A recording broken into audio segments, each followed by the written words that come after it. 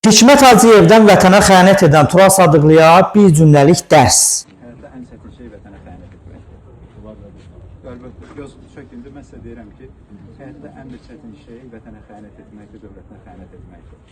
Mən o statusda yaşayan insanlara səmimi deyirəm, ən yazığı gəlir. Düzdür, Allahın yazığı gəlsin. Amma bunu mən bir bədbəxtlik sayıram. Qarabağdakı separatistləri təşviq edəndə vətənə düşünürdü. Əslində bu dərs təkcə vətənə, millətinə sadiq olmayan Sadıqlının timsalında xaricə qaçıb ölkəsinin məğlub olmağını həyəcanla gözləyərək əlinə bayraq kimi alıb öz reytingi naminə söyüşə, təhqirə yuvarlamağa çalışanlara da oldu. Qondarma sarsağın dövlət olmasını, məğlubiyyəti insanların beyninə yeritməyə çalışan Tural Sadıqlı. Dağlıq Qarabağda Arsaq Respublikasının, bəli o respublikadır. İstəsək də, istəməsək də, tanınsa da, tanınmasa da artıq respublika kimi nazirlikləri var, prezidentləri var, parlamentləri var, müdafiə naziri var, hərbiçiləri var, 17 min hərbiçi var. 17 min erməni hərbiçisi var orada.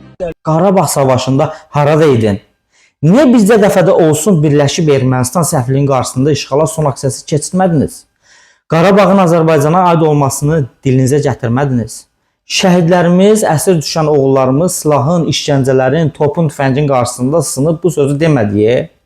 Çünki sizin xəyanətiniz qarşılığında pul aldığınız ağalarınız elə xalqımızın qeyrətli oğlanlarını şəhid edən qüvvələr idi. O silahlara pul göndərən qüvvələr idi. Eyni puldan sizə də çatıb. Susmağınız, xəyanətiniz qarşılığında. Qulağımı kəsəcəm deyən Qabil adlı məxluq. Eli Qarabağ alsa, Çopayoğluyam qulağını kəsib tay qulaq kəsəcəm. Çopayoğluyam tay qulaq kəsəcəm. İnanın. Nəysə, nəinki Qarabağ. Bir rayonu belə ala bilsə, tay qulaq kəsəcəm. Nə oldu? Niyə qulağını kəsmədin?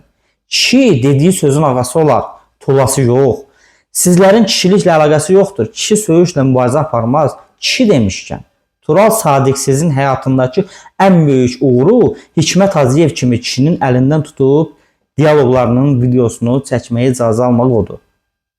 O da ayaqları bir-birinə dolaşıb, dili topuq çala-çala